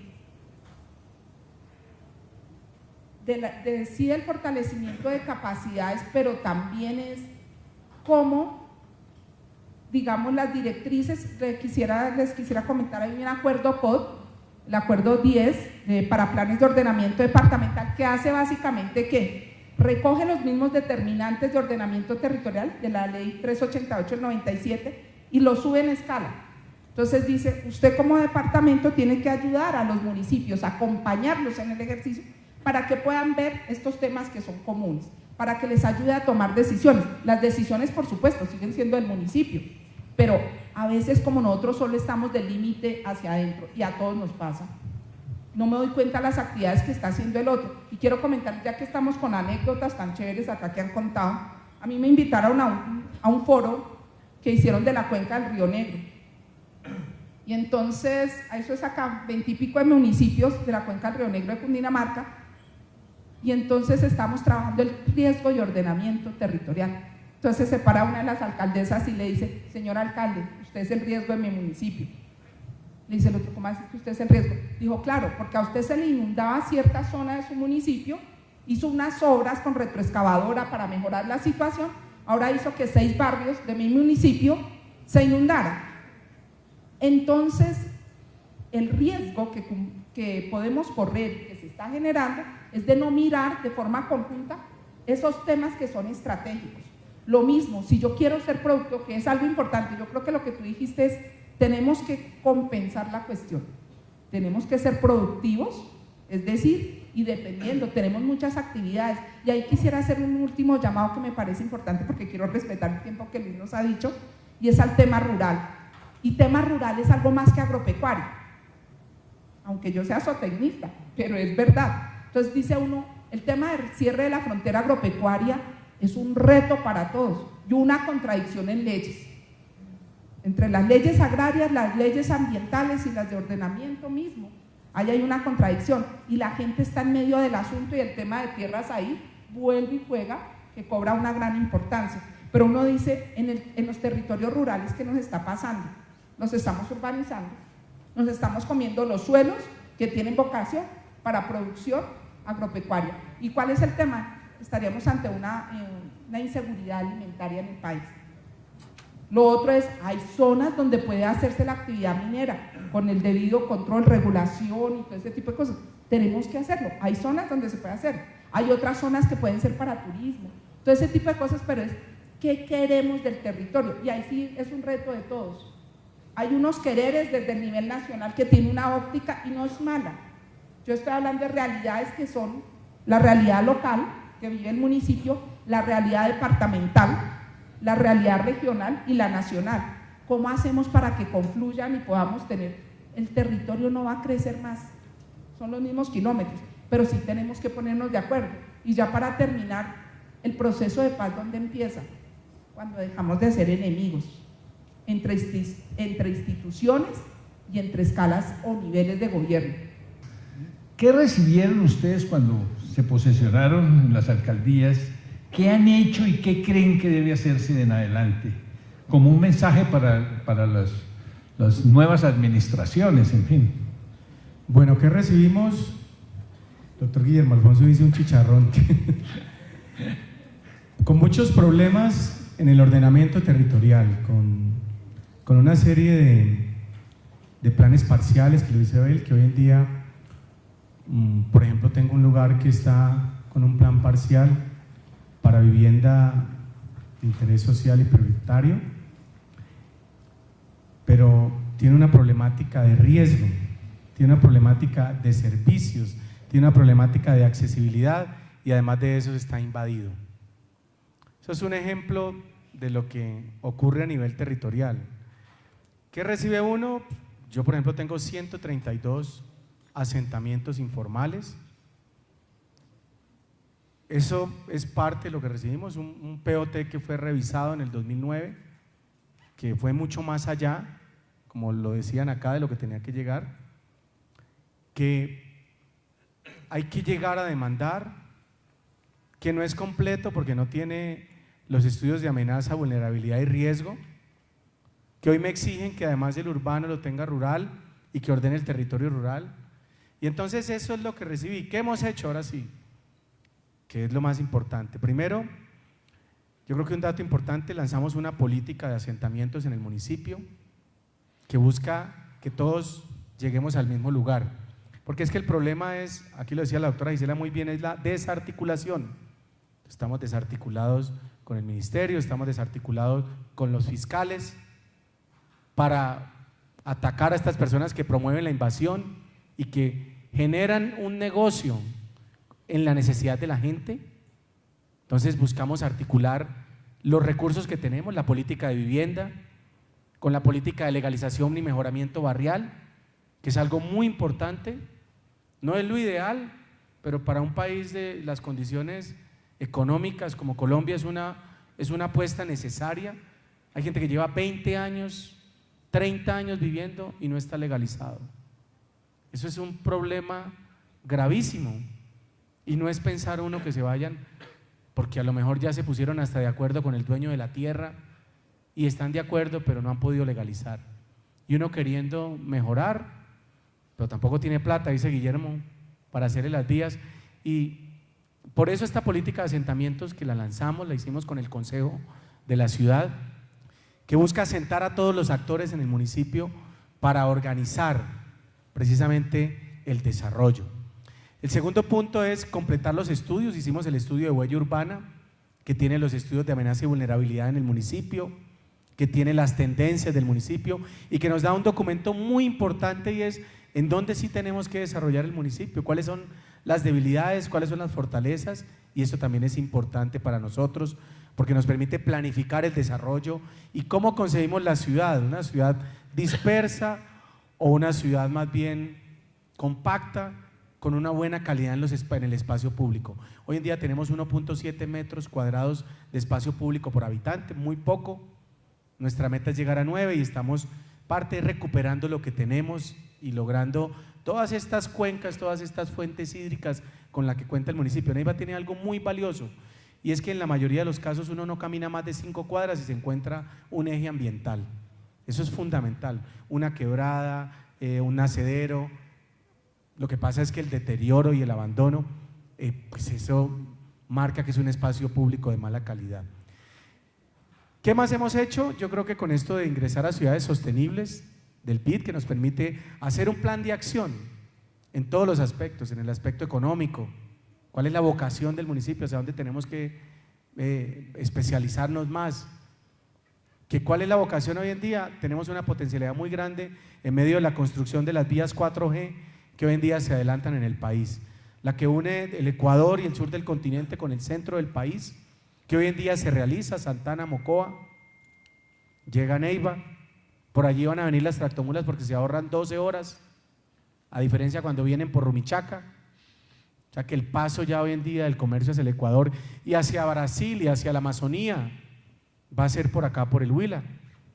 Y también otro potencial, la vía la cual están interesados el Tolima, el Huila, por supuesto, todo lo que son los antiguos territorios nacionales y el Valle, más que ningún otro, interesado en esta vía que sale allí al centro del Valle, que llega hasta Buenaventura, que comunica la Orinoquía con el Pacífico colombiano, que ya está en diseños fase 3. Entonces todo esto nos abre una potencialidad de que el ordenamiento territorial tiene que entender que hay que desarrollar un interpuerto seco, por ejemplo en Neiva, que hay que facilitar la especialización en servicios que se puedan prestar, que el uso mixto del suelo es una necesidad en una ciudad como Neiva, pero que ese conflicto que se presenta territorialmente entre uno y otro, pues sí debe quedar muy claro, sobre todo en la parte jurídica, porque lo que más afecta la inversión es esa inseguridad jurídica que se genera al interior de los municipios. Desestimula profundamente. Alguien quiere invertir 100 millones de dólares y encuentra que la norma no sabe si va a cambiar, cómo. Por eso es importante la construcción de visiones de ciudades a 30 años, a 50 años, que permitan darle esa estabilidad jurídica de que las personas, los inversionistas lleguen con tranquilidad y no con ese temor de que lo que invirtieron lo van a perder por un cambio de administración. Eso yo podría resumir lo que hemos hecho. Nos falta hacer los estudios de ABR rural, nos falta muchísimo, nos falta avanzar en catastro, en cartografía, lo que dice el doctor Guillermo Alfonso. Esperamos que el IGAC nos baje un poquito más los precios, que podamos mantener, de verdad, queremos ser sus partners, sus socios, pero no puede ser el negocio de la gallinita y el marranito en los huevitos con tocino. Entonces aquí queremos compartir los dos también para poder mejorar nuestros ingresos, para ordenar el territorio, para tener seguridad jurídica, porque usted sabe que esa desactualización catastral y esa cartografía que no corresponde también nos genera una inseguridad jurídica. Y allá tendremos que avanzar fortaleciendo el IGAD, fortaleciendo competencias en las regiones y el acompañamiento de todos. Pero yo sí creo en esto que dice la doctora Gisela, no es pelear el uno con el otro, el de acá, el del virreinato, ¿cómo es que dice Guillermo Alfonso? Con los de allá, los de la provincia. Los del virreinato, ¿no? Los del virreinato. Sino entre todos integrar una sola apuesta de país, pero un país que se construye desde lo regional. Planificar la ciudad. Me parece que ese es un buen trabajo que ha venido realizando Planeación Nacional con el Banco Interamericano de Desarrollo, con Findeter muy especialmente. Y entonces, en este momento ya tenemos, y son 4 huellas que son importantes mencionarlas aquí.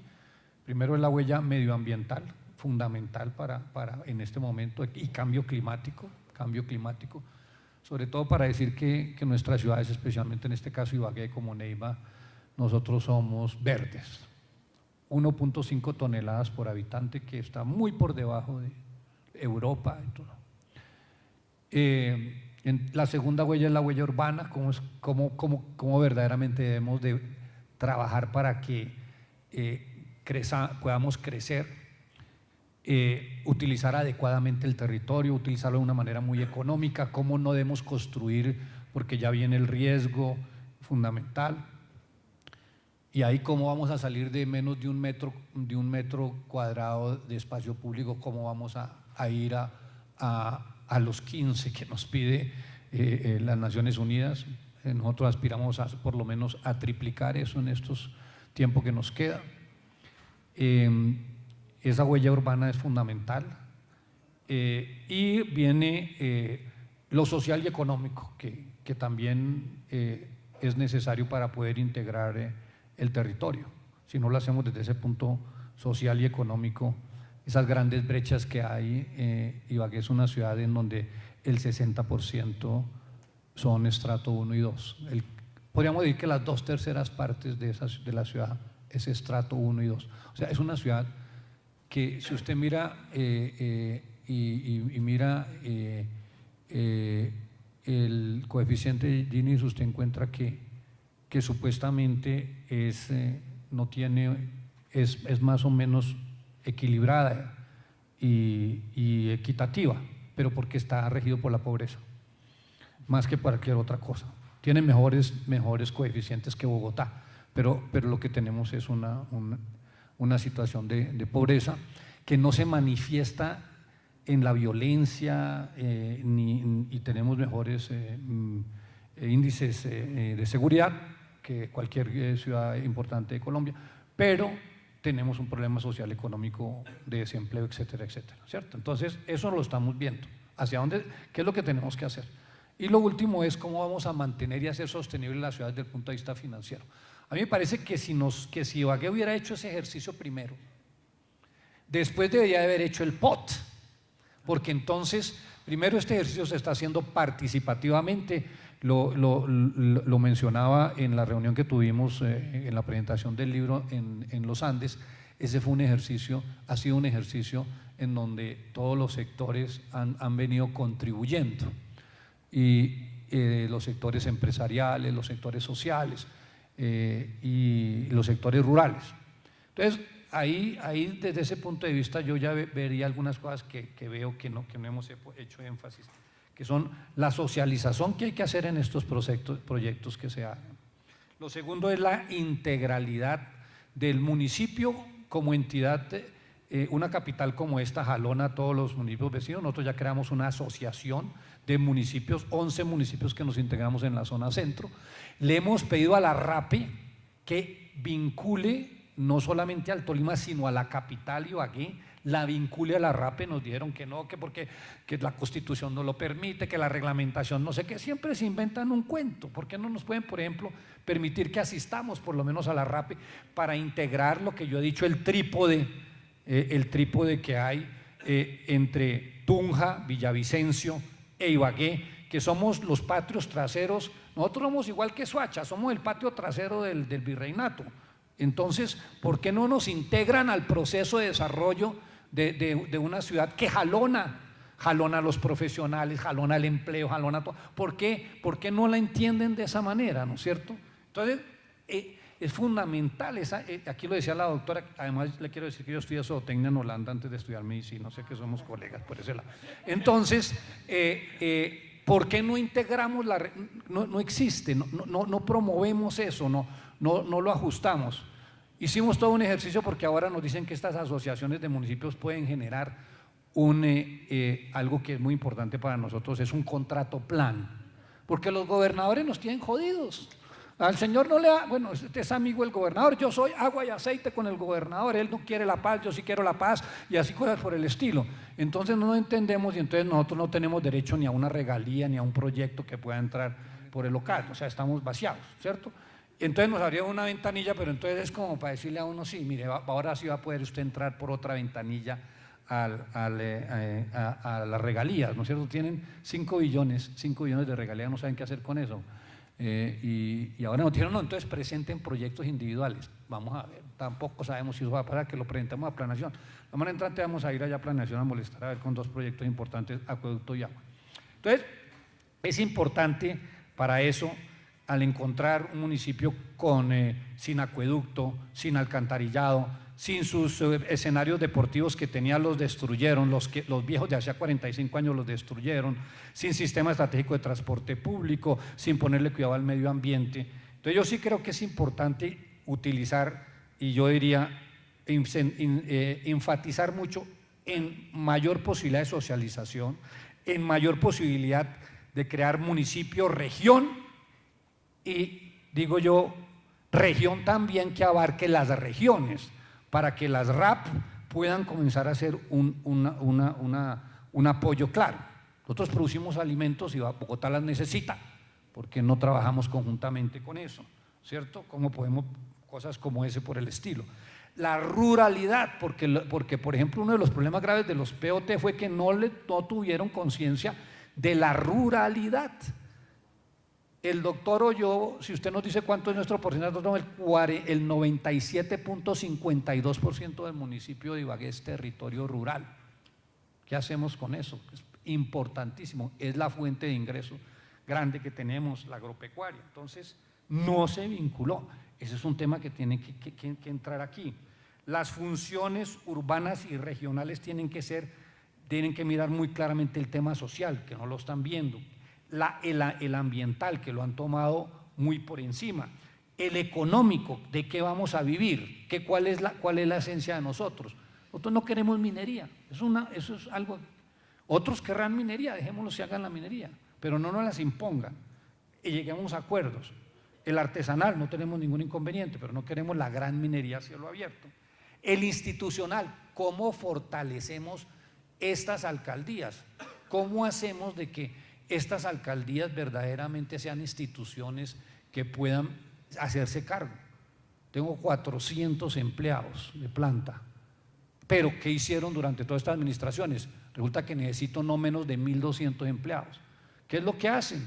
Cada vez que llega un administrador, entonces saca a 1.200 de órdenes de prestación de servicios y acomoda su tropa de 1.200 y mantienen eso para una clientela, para un nuevo sistema de mantener ahí unas cuotas políticas, y se pierde toda la historia porque los que se entrenaron, los que se capacitaron, los que fueron a los congresos, a los foros, fueron los señores contratistas, y los de planta no aprendieron nada, nunca los promocionaron, los hicieron a un lado, y esas instituciones son débiles por el sistema que se está presentando y se viene dando actualmente. Entonces es importante la institucionalidad.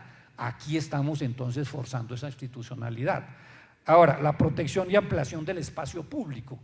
Nosotros vemos cómo ahora quiénes son los que imponen la situación. Con este POT de diciembre del 2014 redujeron del 30% al 20% el espacio público.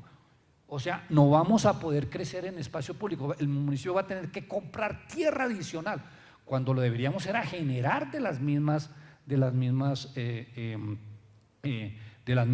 mismos desarrollos urbanísticos que se den, ¿cierto? Lo decía claramente el doctor Molina, el sitio más exclusivo es el que menos espacio público tiene en Ibagué. Entonces, ¿cómo permitimos, cómo no hay necesidad de hacer una ley, cómo frenamos esa situación y comenzamos a tener una reglamentación clara y definida? Entonces, les agradecemos mucho, fue muy importante este conversatorio, vamos a publicar una síntesis, ya les avisaremos, muchas gracias a los panelistas.